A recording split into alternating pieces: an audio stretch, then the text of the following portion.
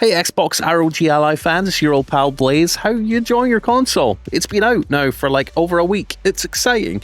We've got a couple of news tidbits for you regarding the Xbox ROG Ally, so stick around, like, subscribe, click the bell icon. I'm obviously Blaze. We cover handheld gaming. We love handheld gaming on this channel, so it'd be really awesome to have you with us. But let's get into the news. So first article from PC Gamer, they're saying so much for Xbox full screen experience. It looks like the ROG Ally X might get much better performance on Linux with the FAW SteamOS operating system Bazite. Bazite's basically a third-party run version of SteamOS that was obviously made by Valve for the Steam Deck, and it's getting a lot better performance than even the Xbox ROG Ally's full-screen Xbox experience, which, as you know, cut down and got rid of a lot of the processes that run alongside Windows that sort of hamper your performance a bit. So it's surprising that even with those performance increases on the full-screen Xbox experience on the Xbox ROG Ally, that basically a fake version of SteamOS is still getting way better performance.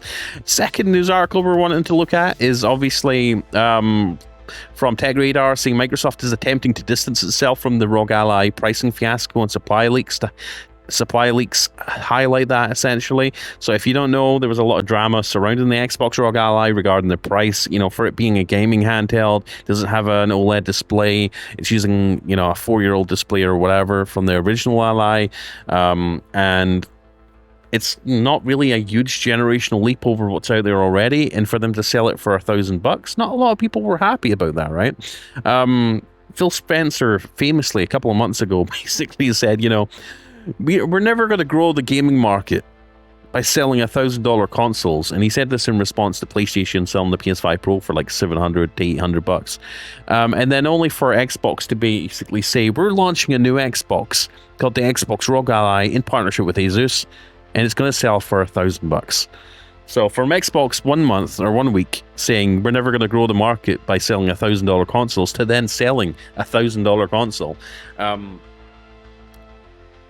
It's weird. But anyways, let's get into the articles. So let's start off with PC gamers and let's talk about that, shall we? So yeah, basically dual booted as well, so you might not even have to choose between them. So Bazite, if you don't know, it's basically Linux. It's a Linux-based operating system. It's basically a fork of SteamOS, which, as you know, was designed for Valve's Steam Deck. Personally, I still love the Steam Deck. Gives you crazy good performance. It's running a lot of games using a compatibility layer called Proton. It basically translates a Windows game to run on Linux software, and surprisingly, the performance is actually better than running on native Windows. It is that wild, and people love how console-y it feels. It feels like a polished console experience. Makes playing your games on a handheld just really comfortable, beautiful to look at. It's really customizable, and again, the performance is wild. And people have wanted to have that.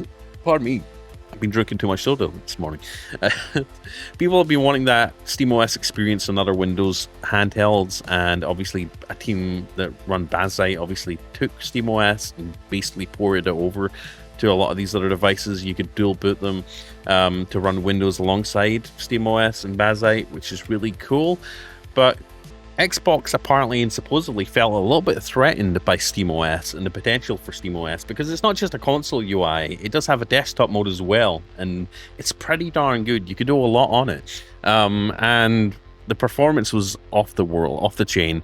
So Xbox had to respond, and how did they respond? They basically made a console-friendly, Xbox-friendly interface for Windows. Basically, that runs on top of Windows, cuts out a lot of the bloatware that's part of Windows, basically tries to boost performance, give console players that have handhelds a little bit more of a console-friendly experience over Windows, right? And their goal was to take on SteamOS and provide that, provide a really cool, solid desktop experience that allows you to do anything you want, but also give you a console Xbox-like overlay, which I think is a good thing. I think it's what SteamOS and Valve have done extremely well, and it obviously shows in a lot of the sales and how success they've had. But this article is basically highlighting the fact that they never did enough. It's still running better on Linux, non-natively.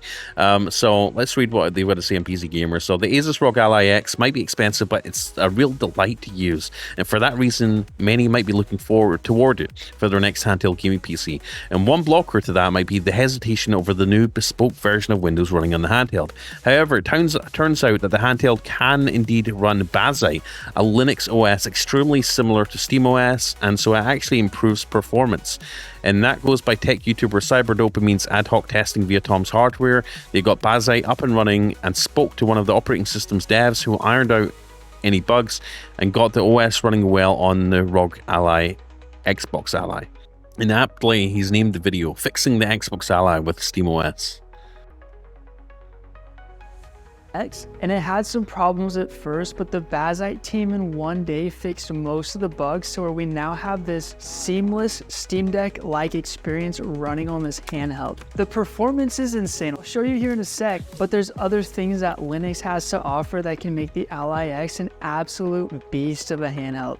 And if I want to play Battlefield 6 with Kenneth and the boys, I can switch between SteamOS and Windows whenever I want. So I have that Windows accessibility and the Steam Deck-like convenience. The first thing I want to mention about putting Linux on this Xbox Ally is I would classify it, and I think most of us would classify a good handheld as something like a book, right? A book, you know, you can take that thing anywhere you go. You don't have to worry about battery.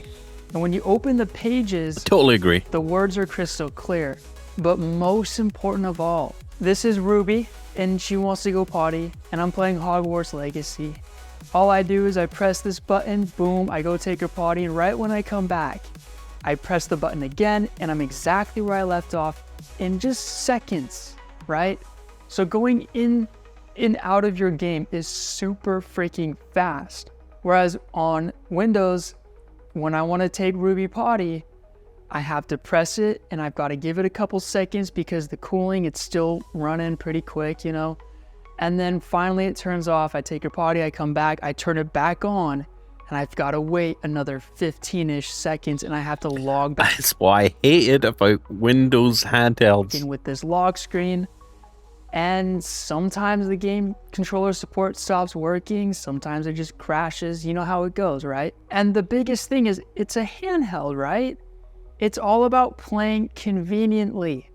And so Amen. Cyberdopamine, subscribe to him on YouTube. Open and you close, you open, you close, you open, you close. You have a bookmark so you never get lost.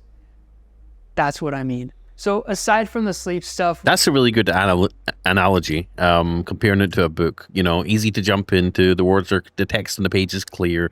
You know, you can pick it up, put it down, come back to it whenever you want, and it's convenient. It's convenient.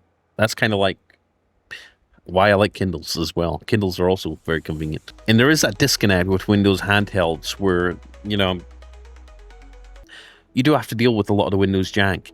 You do have to, when you turn it off, the fans are still running full pelt, especially on a game like Hogwarts Legacy, right? You want that Nintendo experience. Nintendo's been good at it, consoles in general have been good at it, and it's something that on Windows handheld gaming PCs, they just don't seem to have nailed. And it seems like year after year, and now with the Xbox game overlay, they've tried to do a better job of it, but they've just not. And it's kind of sad that it's taking this long to get to the bottom of it and figure out how they can accomplish this. And we're starting to see users now, obviously with the Xbox Ally, install SteamOS and Linux to get this functionality, which should honestly be part of the core Windows experience and the Xbox overlay, right? And it's a little bit disheartening to see that it's not.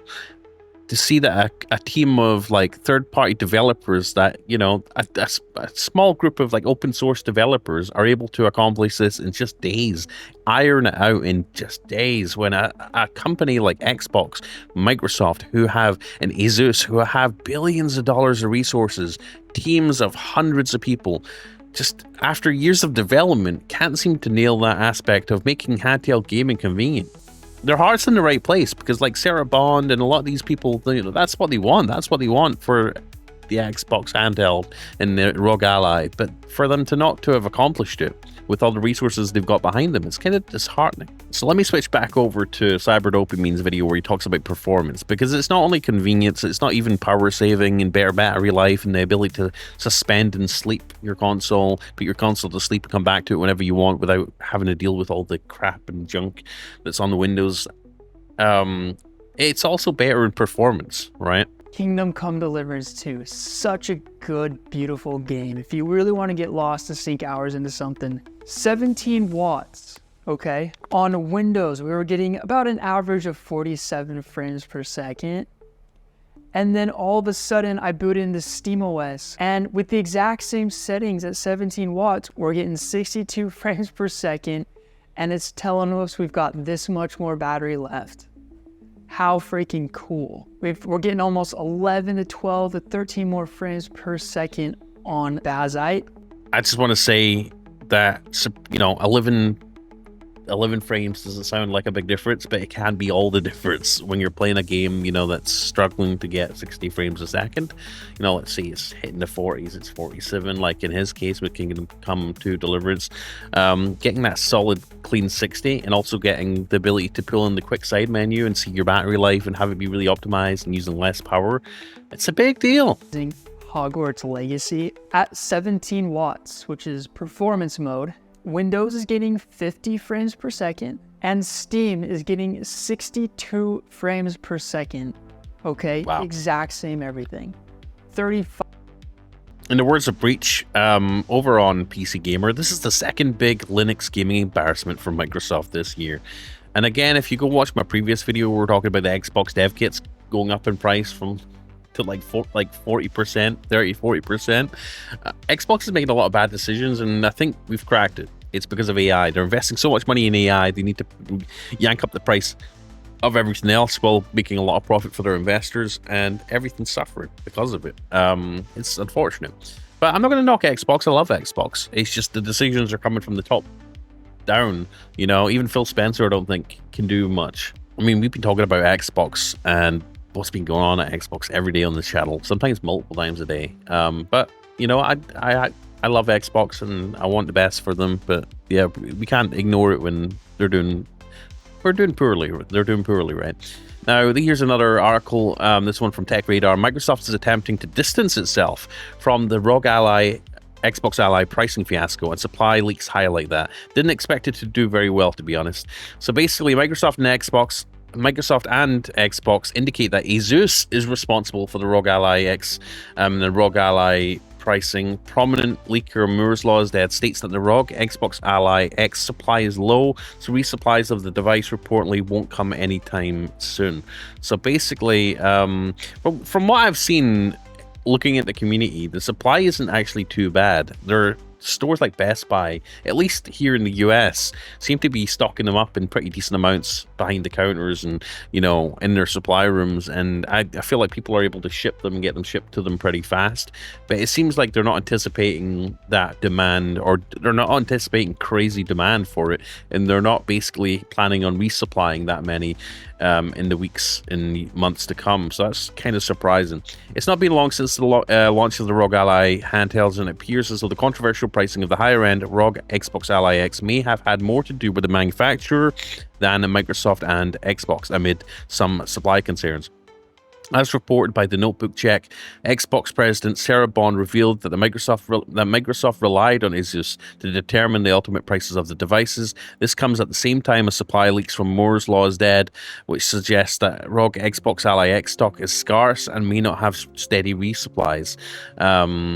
The ROG Xbox Ally X, the more powerful variant using AMD's Ryzen Z2 Extreme, starts at $1,000, £799, and 1,599 Australian dollars, which has been a point of contention for many consumers, including me, especially when considering the lack of performance leaps it makes from the regular ROG Ally or Ally X using the Ryzen Z1 Extreme. It's also worth noting that MLID Source, which is a major unnamed US retailer, hinted at more stock available for the Xbox Ally, the weaker variant, right, with the Z2A processor, but consumers are not opting for this model. And frankly, as I actually like the look of the white Xbox Ally, but let's not get our things are mixed up, right?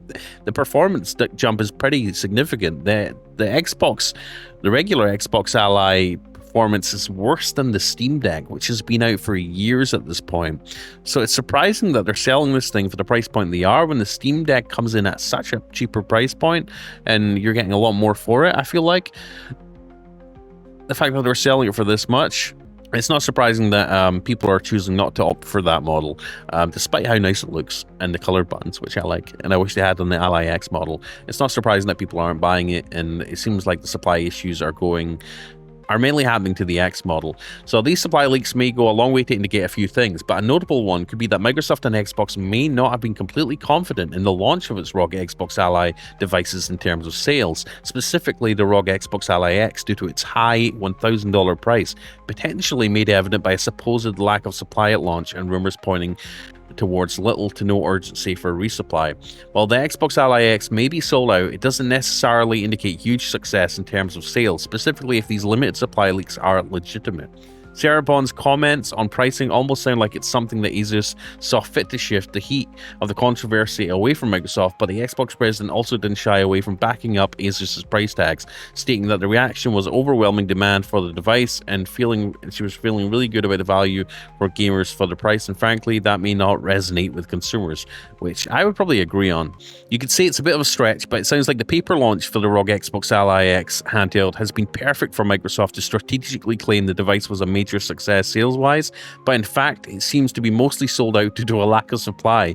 It wouldn't be a surprise either, considering what the device has to offer. The MSI Claw 8 AI Plus, it's within the same price is within the same price region as the ROG Xbox Ally X and delivers better performance thanks to its Intel Core Ultra 7 processor, all on a larger 8-inch display. The Lenovo Legion 2 Go 2, although ridiculously overpriced, has an OLED screen starting around the same price as the ROG Xbox Ally X. It has Hall effect sticks, it has the detachable controllers, obviously it has an larger display screen with the OLED, which we mentioned. Overall, I like that. I actually like the Lenovo Legion Go 2. I think they hit a lot of boxes, but their price is kind of ridiculous. So Xbox are not alone in this. But yeah, these factors make a potential move to the Xbox handheld less appealing to consumers, and I'm willing to bet that if supply were at least slightly more plentiful, then it wouldn't be the same story. It's still also early days, so it may be hard to grasp just how well the handheld has done right now, but I won't be surprised if significant price drops come into place later down the line due to lack of purchases, including the ROG Xbox Ally, which is seemingly already sitting idly by on store shelves. So let me know your thoughts. Let me know how you're enjoying your Xbox Ally X or your regular Xbox ROG Ally. I do like them. I think they're good, solid consoles. You can't go wrong with them, but I don't think anyone can disagree on the fact that for $1,000, I think it's a bit pricey for what it is, what it does. But let me know your thoughts. Anyways, I'm Blaze. Like, subscribe, click the bell icon for more Xbox gaming insights and tidbits and TLDRs every day. And I'll see you in the next video. Take care of yourself. Have a great week. What's left of it. And join me on stream every day. And yeah, peace. Bye.